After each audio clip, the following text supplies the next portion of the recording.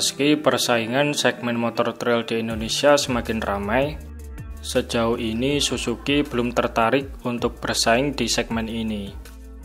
Padahal sudah ada pabrikan Jepang lain yang memboyong bermacam varian motor trail mulai dari kelas 150cc, 250cc, sampai trail kelas special engine pun sudah ada yang berani memasarkannya.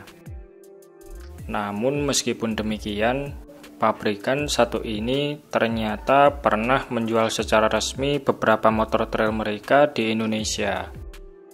Nah, kira-kira trail apa sajakah itu? Berikut ini adalah daftar trail keren Suzuki yang sempat mengaspal di Indonesia.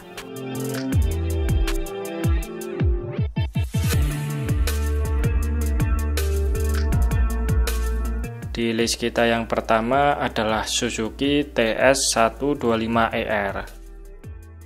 TS125ER merupakan trail 2 tak Suzuki yang dirilis pada tahun 1993. Motor ini diluncurkan sebagai penyempurna dari generasi Suzuki TS125 versi sebelumnya, yang juga sempat dijual oleh Suzuki di Indonesia pada tahun 70-an.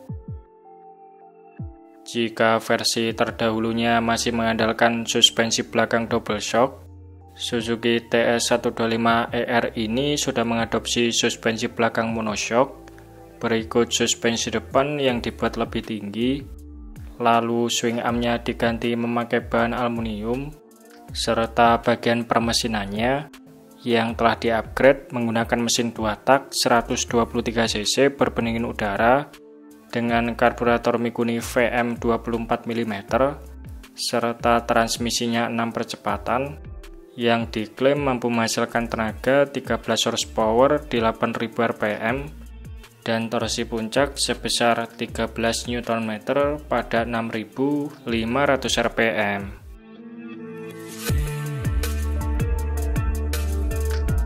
Karena genre yang diusungnya adalah dual sport, atau bisa dipakai di jalanan dan juga mampu diajak untuk menjelajah medan off-road, TS125 juga dibekali dengan standar kelengkapan jalan raya, misalnya seperti headlamp, sen, speedometer, serta spion yang semuanya berbentuk kotak khas motor tahun 90-an, disertai rak besi di bagian belakang yang berfungsi untuk wadah barang bawaan. Suzuki TS125 ini bisa dibilang tidak mempunyai pesaing sepadan pada waktu itu. Pasalnya, kompetitor dari pabrikan lain hanya menjual motor semi-trail yang berbasis motor jalan raya, misalnya ada Honda Win semi-trail maupun Yamaha YT 115. Masa bakti Suzuki TS125ER berakhir pada tahun 2005 atau kurang lebih bertahan di pasaran tanah air selama 12 tahun, dan versi terakhir motor ini dijual di kisaran harga Rp14.995.000. Selama belasan tahun tersebut, Suzuki tidak banyak melakukan perubahan kecuali pada sektor warna maupun strappingnya saja. Namun meskipun demikian, setidaknya berkat ketangguhannya, TS125ER sempat dijadikan sebagai motor dinas oleh TNI, Polri, maupun polisi hutan.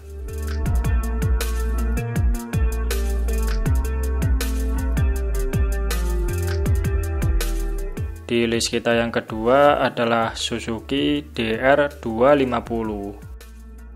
Pada brosur yang saya temukan pada majalah Motor Rider edisi November tahun 2001, ATPM Suzuki Indonesia sempat menjual resmi trail CBU mereka, yaitu DR250. Belum diketahui secara pasti DR250 tipe apa yang sempat dijual ATPM Suzuki ini, karena DR250 sendiri mempunyai banyak tipe yang berbeda-beda peruntukannya. Namun, yang jelas motor ini dulunya dijual dengan harga 75 jutaan, Sementara spesifikasi mesin yang diusungnya adalah 249 cc DOHC single cylinder berpengkabutan karburator yang telah dibekali sistem pendingin oil cooler serta transmisinya menggunakan 6 speed yang diklaim mampu menghasilkan tenaga 30,5 horsepower pada putaran 8.500 rpm serta torsi puncak 27,5 Nm pada 7.000 rpm. Nah, kira-kira adakah yang pernah melihat unit trail goib yang pernah dijual Suzuki pada tahun 2000-an awal ini?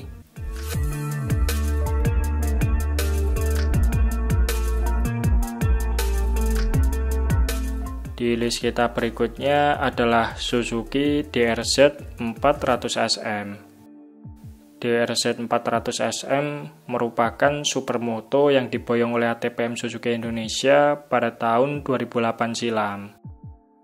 Motor ini dijual bebarengan dengan beberapa produk motor CPU mereka, di antaranya seperti GSR 600, Ski-Wave 250, Suzuki Peking, dan juga Suzuki Hayabusa. Kala itu DRZ 400 SM dijual dengan harga 125 jutaan. Namun meskipun harganya cukup fantastis, menariknya motor yang didatangkan Suzuki dalam jumlah terbatas ini sukses terjual habis. Suzuki DRZ 400 SM dibekali dengan mesin silinder tunggal berkapasitas 398 cc, DOHC 4 klep berpendingin cairan, disuplai oleh pengkabutan bahan bakar karburator Mikuni BSR 36 mm, serta transmisinya menggunakan 5 percepatan. Tenaga mesin ini diklaim mampu mencapai 39,7 horsepower di 8.500 rpm, serta torsi puncak 39 Nm pada 6.600 rpm. Secara spek di atas kertas, DRZ 400 SM mempunyai catatan tenaga yang gak jauh berbeda dari motor sport 250cc twin cylinder yang beredar di pasaran. Namun, torsi yang dihasilkan mesin ini terbilang lebih besar, serta bobot total DRZ 400 SM juga jauh lebih ringan, yaitu 137 kg dalam kondisi kering, sehingga akselerasi 0-100 km per jamnya bisa ditempuh dalam kurun waktu 5,4 detik, sedangkan top speednya mampu mencapai 160 km per jam. Oh iya, DRZ 400 SM ini sampai sekarang masih dijual oleh Suzuki dan salah satunya dipasarkan di negara kawasan Amerika. Uniknya, meski sudah belasan tahun berlalu, sejak pertama kali keluar sampai sekarang, DRZ 400 SM tidak banyak mengalami perubahan, bahkan versi terbarunya pun masih mengusung mesin berpengkabutan karburator. Saat ini, second Suzuki DRZ 400 SM terkadang masih bisa ditemui di beberapa marketplace online dengan bandrol harga mulai dari kisaran 50 jutaan sampai dengan 70 jutaan.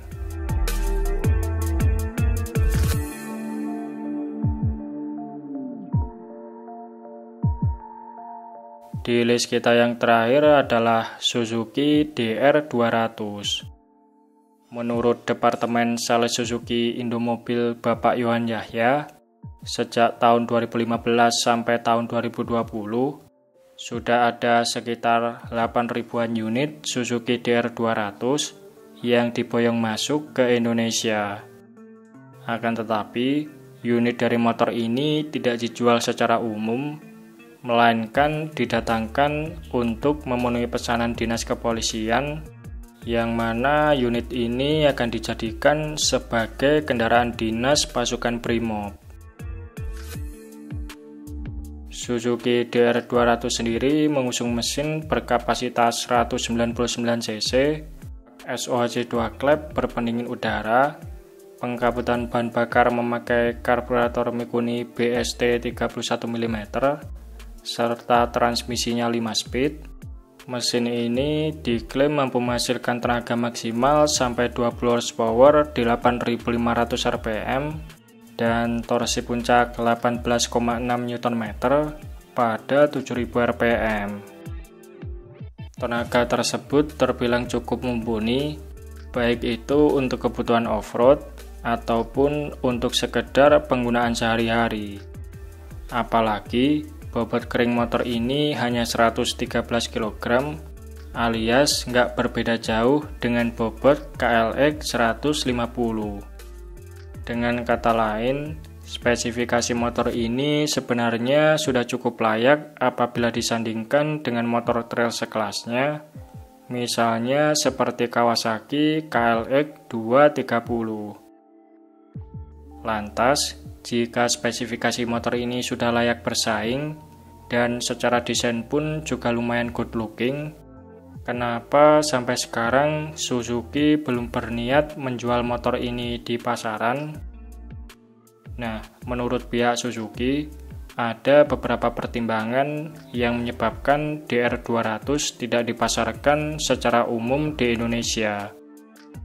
Yang pertama adalah segmen trail 200cc yang peminatnya lebih kecil dibandingkan segmen motor trail 150cc. Lalu, alasan yang kedua adalah supply unit yang terbatas. Suzuki Jepang tidak memproduksi motor ini secara masif, dan meski tidak diketahui berapa rincian jumlahnya, yang jelas DR200 hanya dibuat dalam jumlah unit yang terbatas. Bahkan, menurut salah satu petinggi Suzuki Indonesia, untuk suplai unit yang dipesan oleh dinas kepolisian saja, mereka harus memotong jatah unit yang dijual di pasaran Australia dan juga Afrika. Kemudian, alasan yang terakhir adalah masalah harga. Sebagai motor yang berstatus CPU Jepang, harga motor ini bisa dipastikan akan lebih mahal karena biaya pajak dan lain-lain, sehingga harganya sendiri jika dipasarkan di Indonesia diperkirakan bisa tembus sampai 60 jutaan.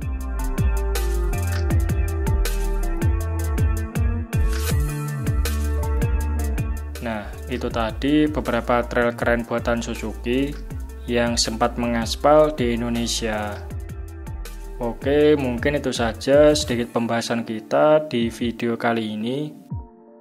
Terima kasih sudah menonton. Sampai jumpa di video-video Bang Rossi selanjutnya.